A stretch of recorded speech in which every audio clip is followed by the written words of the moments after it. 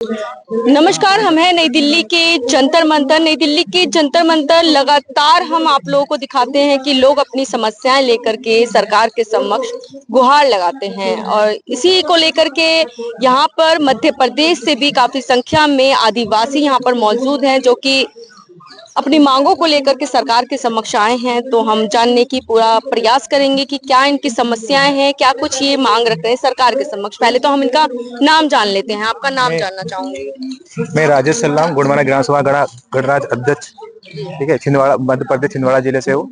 और मैडम हम लोग इसलिए यहाँ पर आए हैं, जो आदिवासी के जो हक अधिकार हो रहे हैं उनका पूरा हनन हो रहा है। पंचायत राज में हनन हो रहा है उनके अधिकारों का।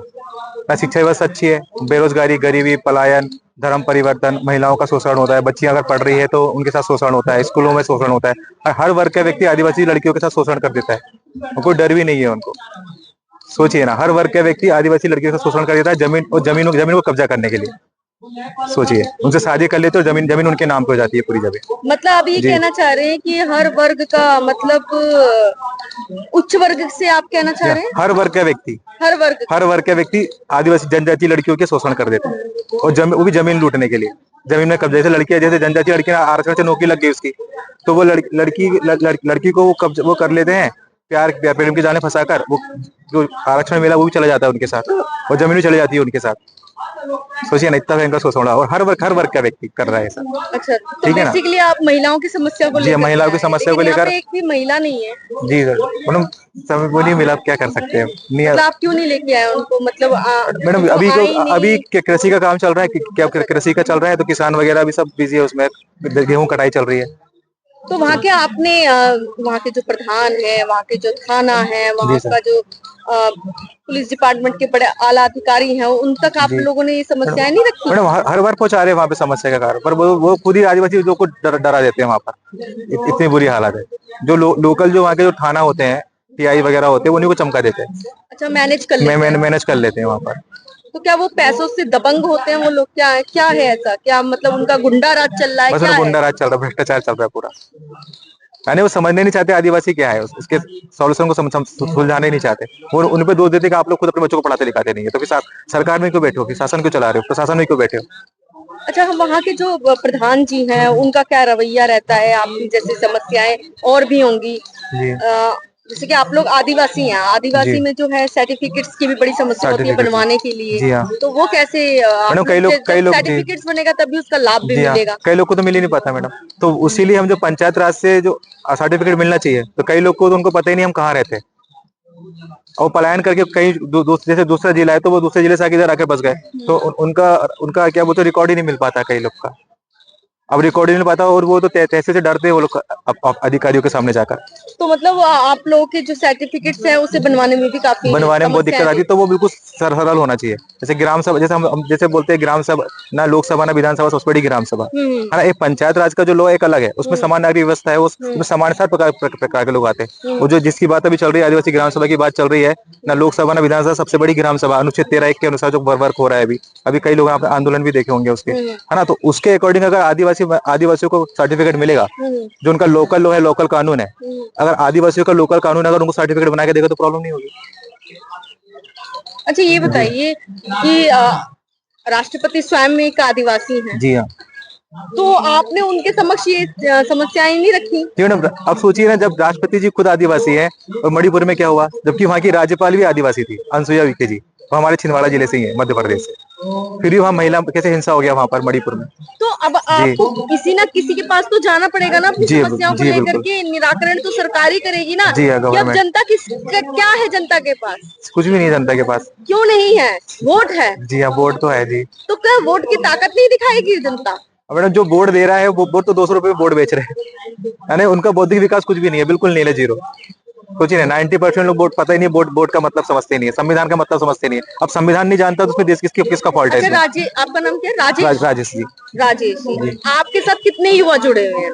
हमारे पास मैडम अभी तो अभी हमें आपने कितने युवाओं को जोड़ लिया होगा अपने 200-400 गाँव है मैडम अभी हमारे। 200-400। जी आप एक युवा हैं, जी युवा चाहे तो कुछ न क्या नहीं कर सकता। जी हाँ जी तो आप अपने गांव मोहल्ले में जाते हैं, जी हाँ चीजों को मैडम। बताते अभी हैं मैडम लोगों को। ग्राम सभा भी लगा रहे हैं हम लोग। एक्चुअली में ग्राम सभा लगाकर उसमें हम जैसे 12 गांव होता है जो हमें रूढ़ी परंपरा चलता था उस समय, तो 12-12 गांव का एक क्या बोलता है कबीला होता था। कबीला 12-12 गांव का टोले बोलते थे उनको, रैयतवाड़ी बोलते थे। तो हम लोग उस समय जो रूढ़ीवादी परंपरा बोलते हैं ना, रूढ़ी परंपरा के अकॉर्डिंग काम करना, उसमें ग्राम सभा चल रही है अनुच्छेद 13(1), 13(3) का के अकॉर्डिंग है ना, तो उसके अकॉर्डिंग हम लोग अभी ग्राम सभा लगा रहे हैं। तो हर 12-12 गांव के ग्राम सभा को जोड़कर हम लोग पूरे 12 लोग का पूरा सदस्य बना रहे हैं। उनका अध्यक्ष बनेगा एक ग्राम सभा का, उसमें 12 लोग होंगे, उसके 48 सदस्य होंगे। तो जो 48 सदस्य होंगे वो क्या काम करेंगे, पूरे गांव की सुरक्षा करेंगे।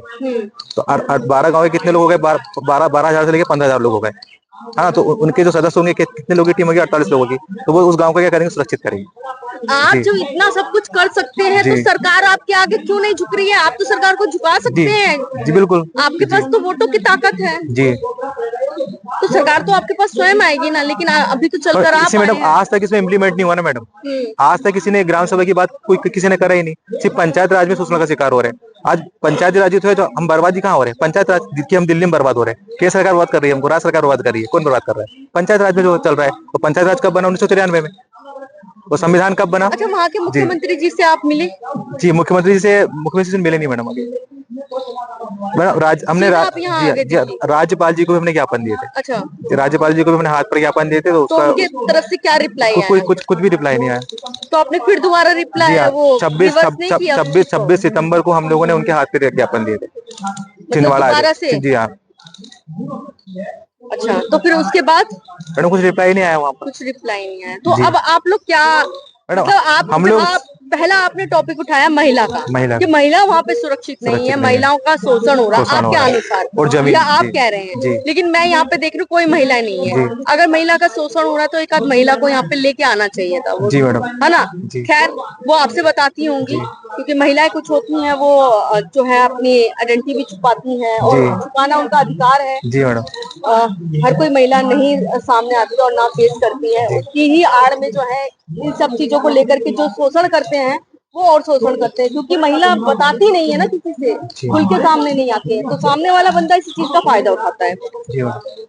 तो कहीं ना कहीं अब आप जो है सरकार के यहाँ पे तो आ ही गए हैं केंद्र सरकार के समक्ष, अब आप गृह मंत्रालय में भी देंगे कहीं ना कहीं ज्ञापन, राष्ट्रपति जी को भी देंगे।